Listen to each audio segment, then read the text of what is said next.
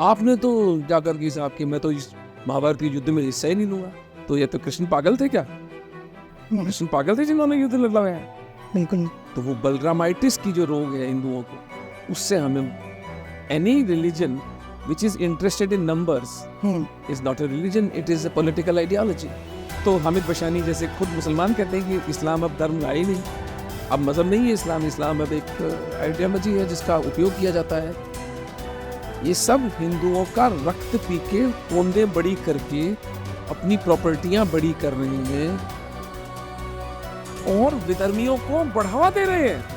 नमस्कार दोस्तों, mistake insights clips देखते रहिए to make yourself strong spiritually, physically, mentally and socially, and to get more updates subscribe the channel.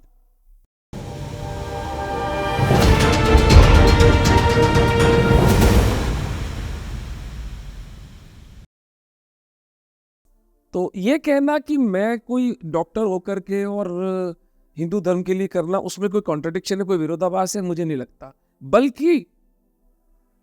बल्कि मैं ये कहता हूं कि कोई भी हिंदू यदि आज अपने घर बैठा है और वो पार्टियां, बॉलीवुड, क्रिकेट और इस तरह की बचकानी परसूट्स में लगा है, तो वो शीशे में जाकर अपना शक्ल देख ले, आईने में, बिल्कुल दर्पण में देख ले कि वो क्या कर रहा है।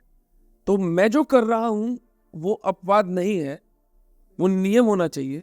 जो नहीं कर रहे हैं वो उनको समझना चाहिए ये चीज। उन समय पूछेगा उनसे, समय उनसे हिसाब तो लिया जाएगा सबसे। आप देखिए, निष्पक्षता कोई साइड होती नहीं है। देवासुर संग्राम में आप निष्पक्ष नहीं हो सकते। निष्पक्ष होने का मतलब केवल एक है कि आप पाप को बढ़ावा दे रहे हैं। इसको मैं बलरामाइटिस कहता हूं। अच्छा, बलरामाइटिस। हिंदुओं में बहुत लोगों को बलरामाइटिस है। अच्छा। बलराम बाहर बैठ गए थे ना जाकर के कि नहीं पांडवों ने गलत किया। अरे भाई, there is always a relative side. Absolute तो संसार में कुछ भी नहीं है। सही बात। एब्सोल्यूट कुछ नहीं है संसार में। ये संसार ही सापेक्ष है पूरा। आपको with in the confines of that layout आपको चुनना पड़ता है कि मैं धर्म की तरफ हूं या धर्म की तरफ। आपने तो जाकर के साहब कि मैं तो इस महाभारत के युद्ध में हिस्सा ही नहीं लूंगा। तो ये तो कृष्ण पागल थे क्या? कृष्ण पागल थे जिन्होंने युद्ध लड़वाया है? बिल्कुल। तो वो बलरामाइटिस की जो रोग है हिंदुओं को, उससे हमें वो निंदा के योग्य है, वो घृणा के पात्र है। वो हिंदू जो घर बैठ करके तमाशा देख रहे हैं और घर बैठ करके हम जैसे हिंदुओं को कहते हैं कि जो कुछ भी इस उपमहाद्वीप में हो रहा है वो इन हेट मॉन्गर्स के कारण ये उकसाते हैं। तो मैं कहता हूं कि तुम्हारी नपुंसकता और तुम्हारी अकर्मण्यता, तुम्हारी कायरता तुम दर्पण में देखोगे तो दिखाई देगी। अच्छा, जैसे अभी आपने कहा कि 5 तरफ से प्रहार हो रहा है, तो यहाँ से मुझे एक चीज़ ये पूछना है आपसे कि वही जैसे ज्यूस लोग हैं, अगर वो लोग किसी भी पार्ट में रहे वर्ल्ड के, वो लोग अपने लोगों को सपोर्ट करते हैं, वहीं दूसरी ओर जो हमारे हिंदू रहते हैं, जो मान लीजिए बांग्लादेश में है, पाकिस्तान में है, अगर वो पीड़ा में रहते हैं तो उनको यहाँ से इतना सपोर्ट क्यों नहीं मिल पाता? नहीं, आपने पूछा 5 तरफ से प्रहार हो रहा है, पहले उन 5 के बारे में बात करें या पहले ये आपके प्रश्न का उत्तर दो? 5 प्रकार के प्रहार आप बता दीजिए और फिर ये जरूर बताइएगा कि हम सपोर्ट क्यों नहीं कर पा रहे। इनको 5 M's, एक मेरे मित्र है पत्रकार, उन्होंने उसको डिस्क्राइब किया है। मुल्ला, मिशनरी, मार्क्सिस्ट, मैकॉले पुत्र, वो हिंदू जो अंग्रेजी स्कूलों में पढ़कर खुद हिंदू धर्म का विरोधी है, और मार्क्सिस्ट, और मीडिया। मुल्ला, मिशनरी, मार्क्सिस्ट, मैकॉले पुत्र और मीडिया, ये 5 हिंदुओं के शत्रु हैं। ओके। मीडिया के लिए एक वन लाइनर में लिखता हूं कई बार कि media is not with the enemy, media is the enemy. Media हमारा सबसे बड़ा शत्रु है, क्योंकि वो इस उपमहाद्वीप में मृत्यु, बलात्कार और Hindu physical, psychological, economic space पे जो हमला हो रहा है वो हश हश करके गलीचे के नीचे दबा रहा है, ताकि कुछ और 10 सालों तक हिंदू समाज इसी मीठी नींद में सोया रहे। तो मीडिया हमारा शत्रु, ओके। तो ये 5 शत्रु हैं भाई। जो मिशनरी और मुल्ला है वो तो ओपनली कहता है कि भाई हमको हिंदू धर्म को खत्म करना है, धर्मांतरण में लगे हुए हैं पागल की तरह, एक विक्षिप्तता की तरह।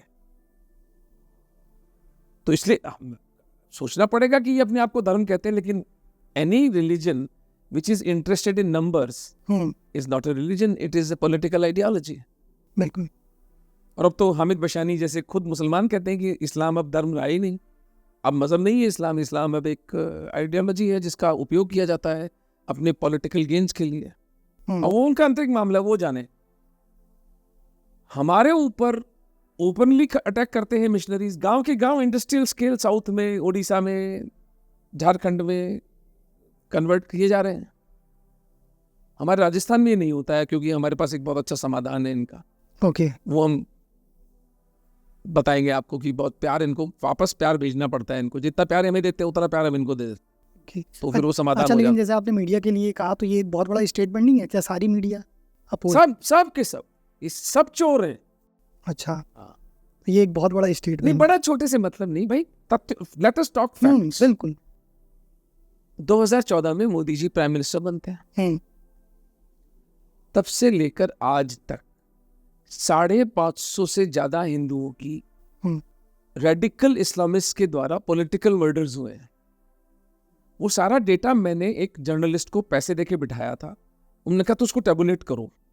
कर्णावती में, जिसको आप लोग अहमदाबाद कहते हैं, वहां वो बच्ची बैठी है, उसने सारा टेबुलेट किया है। वो डेटा मैं आपको दे देता हूँ, आप अपने प्रोग्राम पे चला दीजिए। अगर वो गलत हो मैं सार्वजनिक रूप से क्षमा मांग लूंगा। वो डेटा लेकर के मैं दुनिया भर के हिंदुस्तान के टीवी चैनल्स के पास गया, न्यूज़पेपर के पास, किसी ने छापा? कोई छापेगा? आत्मा विहीन लोग हैं वो। एक दो कोई किसी का तो आया भी था ना, 1 करोड़ रुपए में कहा था 1 करोड़ देंगे तो हम ये न्यूज छाप देंगे। वो तो वो जो स्पाई कैमरा के अंदर जो सारी की सारी चीजें होती हैं, आपको नहीं पता है, मुझे नहीं पता है कि पैसे देकर के न्यूज चलाई जाती है। बिल्कुल। 40,000 हिंदू जोधपुर में, 10,000 जयपुर के अंदर कुत्ते का सा जीवन जीते हैं। आए दिन उनकी समस्याओं पर कभी कोई पत्रकारों की टोली पहुंची उनसे सवाल पूछने के लिए।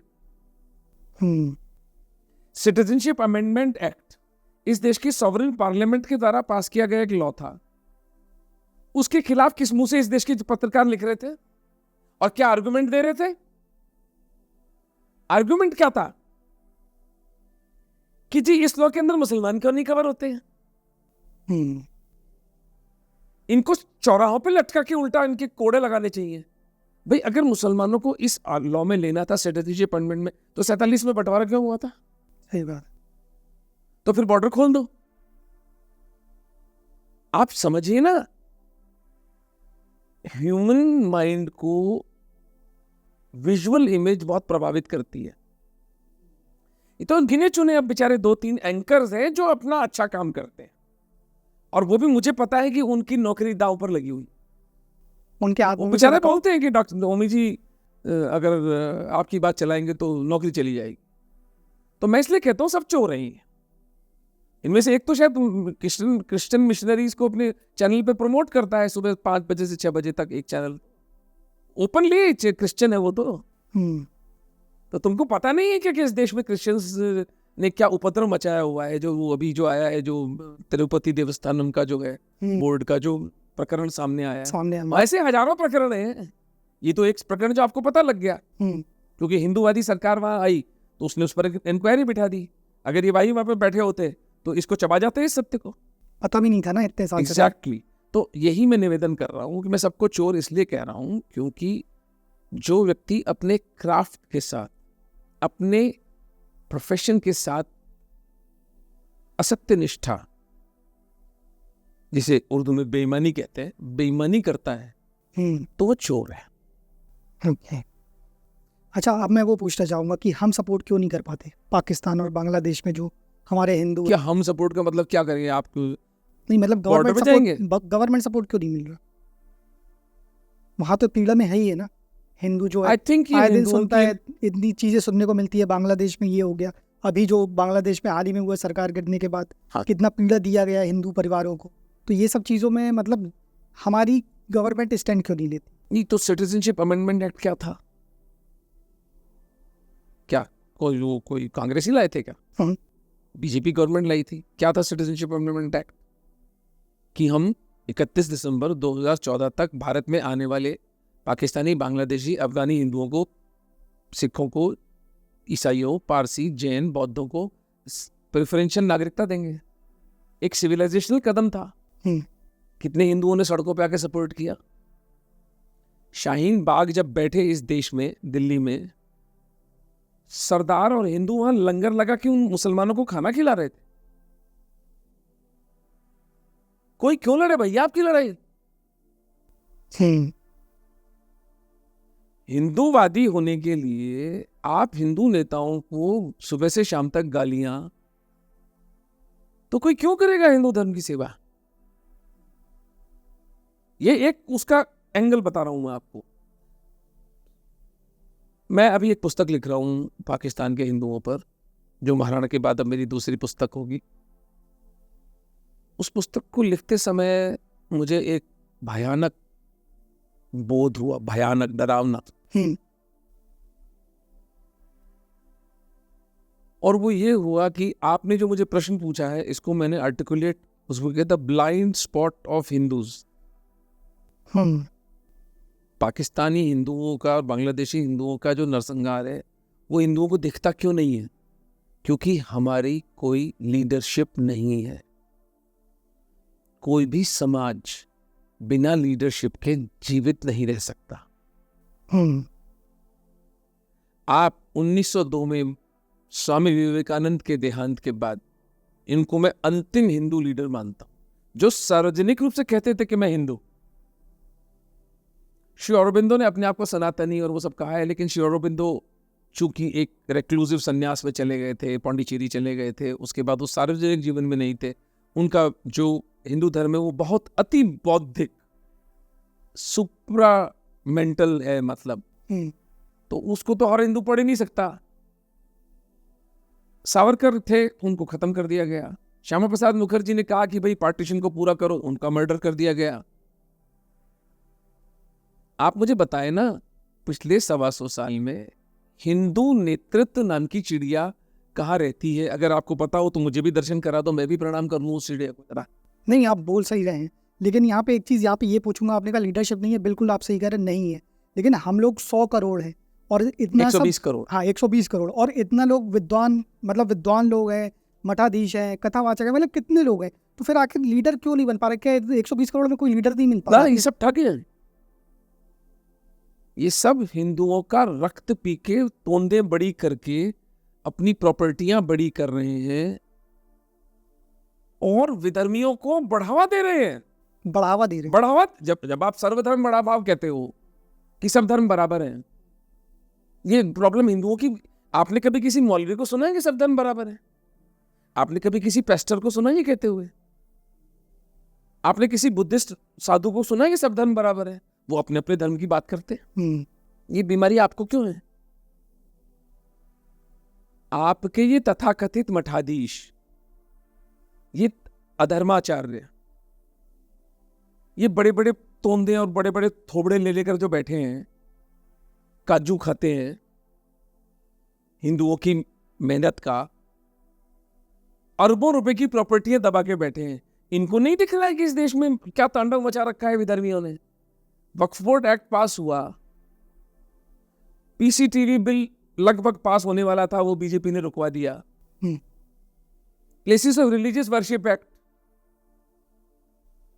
तो इनका कोई दायित्व नहीं है क्या? 2 दर्जन के पास तो मैं गया हूं पाकिस्तानी हिंदुओं को लेकर के कि ये इनके सर पे हाथ रखिए महाराज जी, ये बेचारे इतने दुखी और पीड़ित हैं। तो बकवासें करते हैं, आपने ठाकुर जी के दर्शन किए, आपने प्रसाद लिया। मैं प्रसाद लेने आया हूं तुम्हारे आश्रम, मैं प्रसाद में तुम मोटे शरीर से, मैं क्या प्रसाद पाने आया हूं? तो एक तो प्रज्ञाहीन लोग हैं, इंटेलिजेंस है ही नहीं, देयर इज नो इंटेलिजेंस। पता नहीं किसकी संतान है, किसी की होने से वो बन गए शायद। मुझे नहीं पता कि इनका क्या, इनका हायर की क्या होती है, मुझे नहीं पता कि इनका जो पद प्रतिष्ठाएं होती हैं वो कैसे एक दूसरे को ट्रांसफर करते हैं, क्या इंटरनल मैकेनिज्म, मुझे इसका नहीं पता है।